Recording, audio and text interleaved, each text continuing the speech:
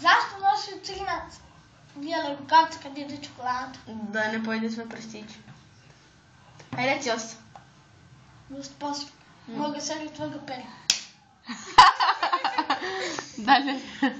Aj reci kola. Aj reci 3. Poliznuti.